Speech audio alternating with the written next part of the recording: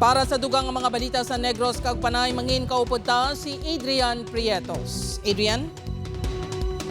Maraming salamat, Jers. Mga kapuso, simbahan naman sa Valladolid, Negros Occidental, kinsulod sa kawatan. Speaker yung ginagamit sa misa, gintaba.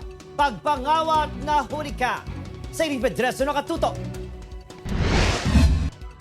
Sa sining nga video, makita ang isa ka lalaki nga naka-shorts kag nakasuksok sang kalo nga pula nga may bitbit nga helmet. Nagalakat ini sa hallway sang kumbento sang Our Lady of Guadalupe Parish sa Barangay Poblacion, Valladolid, Negros Occidental, pasado alas 5 sang hapon sang Hunyo 3. Sa isa pa kaanggulong nga kuha sang CCTV, makitaan nga nagsulod sa entrance sang kumbento ang lalaki kag kaangay nga may ginapangita sa sulod. Makitaan man ang itong nga Bluetooth speaker sa kilid sang glass door sang kumbento. Sang natukiban nga wala sang tawo, dali-dali nga ginkuha sang suspect ang speaker kag nagsakay sa iyang motor pagwa sa simbahan. Natabuan nga wala sang tawo sa opisina sang simbahan sang natabo ang insidente.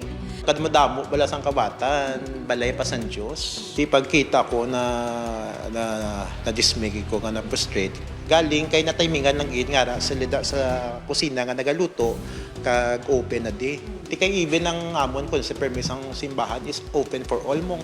Padayon ng investigasyon sang Valladolid Police, agud matumod ang lalaki sa video. Lakip na ang motor naging gamit sining wala sang plaka. Posible suno sa kapulisan nga pangayaw ang lalaki kag posible na surveillance na sini ang simbahan.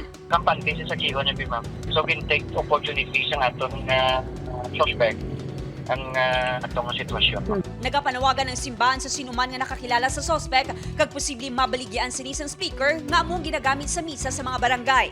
Before mercy will prevail, justice first mo. Para madudla man yung kuntabayan tala na gaso naman yung simbahan. Gindugangan na ang CCTV camera sa simbahan agud hindi maliwat ang insidente.